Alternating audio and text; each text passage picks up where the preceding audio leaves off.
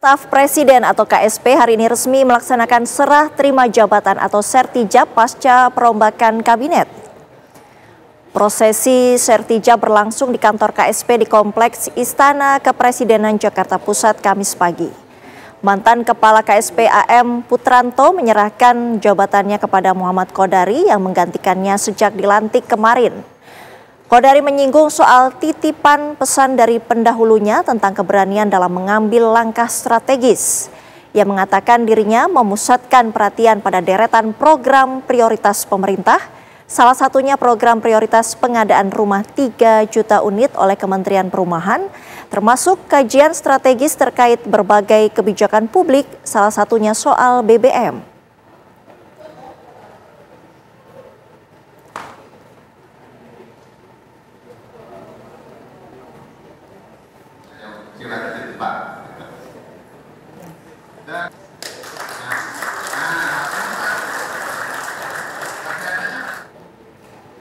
Untuk memperbarui kabar mengenai serah terima jabatan Kepala Kantor Staf Presiden, kita bergabung dengan Yohanes Leonardo di Kompleks Istana Negara. Ardo, apa saja rencana kerja awal dari Kepala KSPM Kodari usai serah terima jabatan hari ini? Ya, Sita mencermati kemudian tadi dalam serah terima jabatan atau sertijab Kepala KSP yang kini resmi diemban oleh Muhammad Kodari yang sebelumnya menjabat sebagai wakil Kepala KSP sendiri. Memang tadi ada beberapa paparan disampaikan oleh Kodari terkait bagaimana kemudian ia melihat meja kerjanya dalam beberapa waktu ke depan. Memang jika kita menghitung tahun 2025 sendiri sudah masuk ke triwulan terakhir ya, sudah masuk bulan September, artinya ada beberapa bulan terakhir sebelum menutup kalender tahun 2024. Namun tadi yang Kodari sampaikan bahwa kemudian terlepas kemudian menerima jabatan ataupun juga pelantik ataupun juga mengemban tanggung jawab baru sebagai Kepala KSP,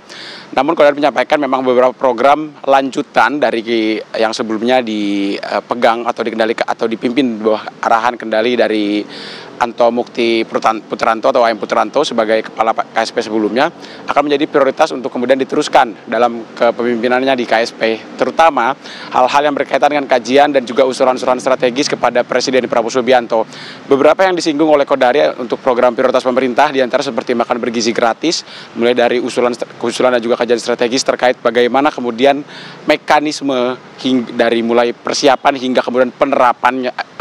aplikasinya di lapangan untuk program MBG, kemudian juga program cek kesehatan gratis yang juga jadi salah satu program prioritas, serta beberapa ataupun juga sederet program prioritas lainnya. Dan salah satu yang langsung disampaikan dan langsung dilakukan oleh Kodari adalah tadi ia menyampaikan langsung melakukan pemeriksaan langsung ataupun juga peninjauan langsung terkait progres